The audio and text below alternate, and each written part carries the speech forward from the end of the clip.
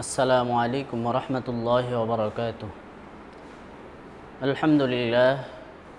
আলহামদুলিল্লাহি কাফা ওয়া সালামুন আলা ইবাদিহিল্লাযীনা ইসতাফা। আম্মা বা'দ, ফাআউযু বিল্লাহি মিনাশ শাইতানির রাজীম। বিসমিল্লাহির রাহমানির রাহিম। ইয়া আইয়ুহাল্লাযীনা আমানু তুবু ইলাল্লাহি তাওবাতান নাসুহা। ওয়া ক্বালা রাসূলুল্লাহি সাল্লাল্লাহু আলাইহি ওয়াসাল্লাম, التائب من الذنب كمن لا ذنب له أو كما قال عليه الصلاة والسلام। সম্মানিত ভিউয়ার্স, আমি আপনাদের সম্মুখে হাফেজ মাওলানা মুফতি মোহাম্মদ হিজবুল্লাহ, কোটিবাড়ি কাচারি জামে মসজিদ, খতিব কোটিবাড়ি কাচারি জামে মসজিদ, রাজ ফুলবাড়িয়া, শাহবাগ, ঢাকা। আজকে আপনাদের সম্মুখে গুরুত্বপূর্ণ একটি বিষয় নিয়ে আলোচনা করার জন্য উপস্থিত হয়েছি। উক্ত বিষয়টি হচ্ছে তাওবা সম্পর্কে। সম্মানিত ভিউয়ার্স, আমরা দৈনন্দিন জীবনে অনেক গুনাহ করে ফেলি, জেনে না জেনে অসংখ্য অগণিত গুনাহের মধ্যে আমরা সর্বদাই লিপ্ত থাকি, কিন্তু আমাদের গুনাহের প্রতি কোনো অনুতপ্ত নাই, পরিতাপ নাই। এজন্যে গুনাহের প্রতি আমাদেরকে অনুতপ্ত হতে হবে, তাওবা করতে হবে। এটা আমাদের জন্য অত্যন্ত কল্যাণকর হবে। আর যদি গুনাহের পরে আমরা তাওবা না করি, তাহলে আমাদের এই গুনাহগুলি থেকেই যাবে এবং কাল কিয়ামতের ময়দানে আমাদের এই গুনাহের কারণে আমাদেরকে জাহান্নামে হতে হবে। প্রিয় ভিউয়ার্স, আমি বলতে চাই, আমরা তো তাওবা করতে চাই অনেকেই, কিন্তু তাওবার সঠিক পদ্ধতি আমরা অনেকেই জানি না। তাওবা করার ক্ষেত্রে কিছু করণীয় রয়েছে, তাওবার কিছু ফরজ রয়েছে, এগুলো সঠিকভাবে পালন করতে হবে। যদি এই তাওবার সঠিক নিয়মগুলো পালন করে আমরা তাওবা করতে পারি, তাহলে আল্লাহ রব্বুল আলামিন আমাদের তাওবাকে কবুল করে নেবেন এবং আমাদের গুনাহসমূহকে মাফ করে দিবেন।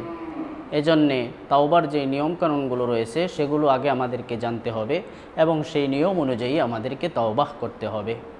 এজন্য আমাদের গুনাহ রয়েছে, নিঃসন্দেহে আমরা গুনাহগার, আর গুনাহ থেকে মুক্তি পাওয়ার তাওবা ব্যতীত আর দ্বিতীয় কোনো রাস্তা নাই। এজন্য আমাদেরকে তাওবাহ করতে হবে। তাহলে আসুন আমরা জেনে নেই তাওবার ক্ষেত্রে করণীয় কী কী, তাওবার ফরজগুলো কী কী। তাওবার 1 নম্বর ফরজ হচ্ছে, আমি আপনি যেই গুনাহের জন্য তাওবা করব, সেই গুনাহের প্রতি আমাদেরকে অনুতপ্ত হতে হবে। 1 নম্বর কাজ হচ্ছে অনুতপ্ত হতে হবে গুনাহের প্রতি। আর এই তাওবা সম্পর্কে আল্লাহ রব্বুল আলামিন কালামে পাকের মধ্যে ইরশাদ করেন, ইয়া আইয়ুহাল্লাযীনা আমানু তুবু ইলাল্লাহ, হে ঈমানদারগণ, তোমরা আল্লাহ রব্বুল আলামিনের নিকট তওবা করো, তাওবাতান নাসুহা, অন্তর থেকে খাঁটি তওবা করো। আর এই তওবা আল্লাহ রব্বুল আলামিন বলেছেন আমাদেরকে তওবাহ করতে। আর এই তওবা সম্পর্কে হাদিস শরীফের মধ্যে আল্লাহর হাবিব বলেন, আত্তাইবু মিনাজ যামবি কামান লা যামবা লাহ, যেই ব্যক্তি গুনাহ করার পরে তার গুনাহের জন্য আল্লাহ রব্বুল আলামিনের নিকট খাঁটি দিলে অন্তর থেকে তওবা করতে পারে, সেই ব্যক্তি যেন এরকম হয়ে যায় যেন সে কোনো গুনাহই করে নাই। অর্থাৎ সেই গুনাহের দাগ পর্যন্ত তার মধ্যে থাকবে না যদি খাঁটি তওবা করতে পারে। কিন্তু শর্ত হচ্ছে তাওবাটা খাঁটি হতে হবে। তাহলে আল্লাহ রব্বুল আলামিন এই তাওবাকে অনেক পছন্দ করেন।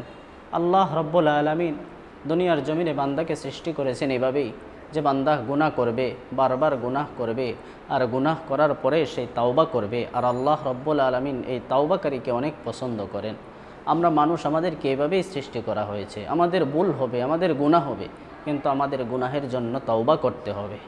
তো আসুন এবার আমরা জেনে নেই তাওবার ফরজগুলো কি কি। 1 নম্বর ফরজ হচ্ছে, একটু আগে আমি বললাম যে তাওবার 1 নম্বর ফরজ হচ্ছে, যে গুনাহের জন্য আমরা তাওবা করব, সেই গুনাহ থেকে, সেই গুনাহের প্রতি অনুতপ্ত হতে হবে, লজ্জিত হতে হবে যে হায় আমি এটা কী করলাম, আমি কীভাবে এই গুনাহটা করে ফেললাম। কাল কিয়ামতের ময়দানে এই গুনাহের জন্য না জানি আল্লাহ রব্বুল আলামিনের দরবারে আমাদেরকে আটক করা হয়। এরকম লজ্জিত, অনুতপ্ত হতে হবে গুনাহের প্রতি। এটা হচ্ছে তাওবার 1 নম্বর ফরজ। 2 নম্বর ফরজ হচ্ছে যে যেই গুনাহের জন্য আমরা তওবা করব, সামনে যেন এই গুনাহ আর আমাদের দ্বারা কখনো না হয়, সেই ব্যাপারে সংঘবদ্ধ হয়ে সেই ব্যাপারে শক্ত আকারে পরিকল্পনা করতে হবে।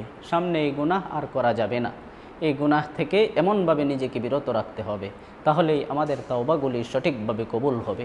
এটা হচ্ছে তাওবার 2 নম্বর ফরজ। এরপরে 3 নম্বর ফরজ হচ্ছে, এই যে আমরা তওবা করব, তাওবার ক্ষেত্রে যদি এমন কোনো ইবাদত থাকে যেটার কাজা করা সম্ভব, তাহলে অবশ্যই সেই গুনাহের জন্য তওবা করার পরে অবশ্যই কাজাগুলো আদায় করতে হবে। যেমন কোনো ব্যক্তির যদি নামাজ কাজা হয়ে যায়, ফরজ রোজা কাজা হয়ে যায়, তাহলে তওবা করার পাশাপাশি ওই নামাজটা কাজা আদায় করতে হবে, রোজাগুলোকে কাজা আদায় করতে হবে, তাহলেই তার পক্ষ থেকে সঠিক তওবা বলে গণ্য হবে। এটা হচ্ছে তওবার আরেকটি ফরজ। এরপরে তওবার আরেকটি ফরজ হচ্ছে যেই ব্যাপারে আমরা তওবা করব, সেই বিষয়টি যদি বান্দার হক সম্পর্কিত হয়, তাহলে অবশ্যই বান্দার হক আদায় করতে হবে। অন্যথায় আমি বান্দার হক নষ্ট করলাম, আমরা বান্দার হক নষ্ট করার পরে যদি আল্লাহ রব্বুল আলমিনের নিকট তওবা করি, সেই তওবা আল্লাহ রব্বুল আলমিন কখনোই কবুল করবে না, বান্দার হক আল্লাহ কখনো মাফ করবে না। এজন্য তওবা করার পূর্বে বান্দার যেই হক আমার দ্বারা নষ্ট হয়েছে, সেই হক সঠিকভাবে আদায় করতে হবে, তারপরেই আল্লাহ রব্বুল আলমিনের কাছে তওবা করতে হবে, তাহলেই আমাদের তওবা পরিপূর্ণ তওবা হবে। এরপরে তওবার আরেকটি ফরজ হচ্ছে আল্লাহ রব্বুল আলমিনের নিকট অনয় বিনয় করে কান্নাকাটি করে মাফ চাওয়া। এটাও তওবার একটা অন্যতম ফরজ। যদি আমরা এইভাবে অন্তর থেকে খাটি দিলে আল্লাহ রব্বুল আলমিনের নিকট চোখের পানি ছেড়ে দিয়ে কান্না করে মাফ চাইতে পারি, তাহলে আশা করা যায় আল্লাহ রব্বুল আলমিন আমাদের তওবাকে কবুল করবেন। প্রিয় উপস্থিতি, আমি যে এই বিষয়টি বোঝাতে চেয়েছি যে আমাদের গুনাহ আছে, এই জন্যে গুনাহের জন্য তওবা করতে হবে, আর এই তওবা নিয়ম অনুসারে করতে হবে। আল্লাহ রব্বুল আলমিন আমাদেরকে সঠিক পদ্ধতিতে তওবার ফরজ আদায় করে সঠিকভাবে তওবা করার তৌফিক দান করুন। সকলে বলে আমিন। প্রিয় ভিউয়ার্স, পরবর্তী ভিডিও পাওয়ার জন্য আপনারা উক্ত চ্যানেলটিতে আপনাদের দৃষ্টি রাখুন পরবর্তী ভিডিও পেতে। আশা করি সকলেই ভালো থাকবেন। আসসালামু আলাইকুম ওয়া রাহমাতুল্লাহি ওয়া বারাকাতুহু।